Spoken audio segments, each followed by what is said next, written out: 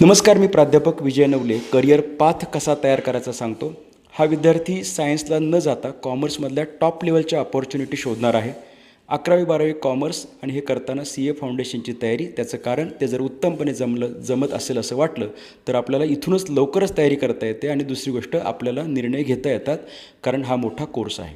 जर आपल्याला आवडलं नाही तर आपण BComच्या मार्गाने दुसऱ्या लेवलला जातो, त्याच्याकडे नंतर येतो. CAबद्दलची तयारी, फाउंडेशनची तयारी, 11वी-12वी कॉमर्स फार आवडलं, या केसमध्ये फाईन ट्यून झाली शक्यता, तर मग BComचा कोर्स आपण निश्चितपणे करणार आहोत. आणि ह्या 3 वर्षामध्ये CA इंटरमिजिएटची देखील तयारी परिपूर्ण करून CA फायनलच्या दृष्टीने आपण जाणार आणि चार्टर्ड अकाउंटंट बनून जॉब किंवा बिझनेस करणार.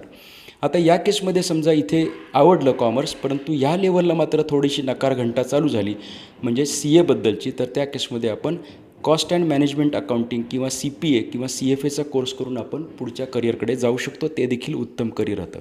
आता इथे 12वीच्याच लेवलला जर कॉमर्स बिलकुल आवडत नाही अशी परिस्थिती निर्माण झाली तर मात्र मग आपण BComकडे जाणार आहोत, परंतु CS प्रिपरेशन म्हणजे कंपनी सेक्रेटरी यासाठी जाणार आहोत.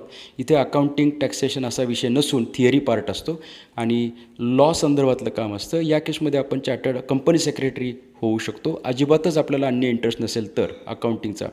अदरवाईज हे पण नाही झालं असं वाटलं तर आपण बँकिंगच्या परीक्षा देऊ शकतो आणि तिथेही आपल्याला बेभरोशाचं काम वाटलं तर मात्र आपण CET किंवा CATची परीक्षा देऊन MBAच्या एंट्रन्सची तयारी करून MBA करू शकतो.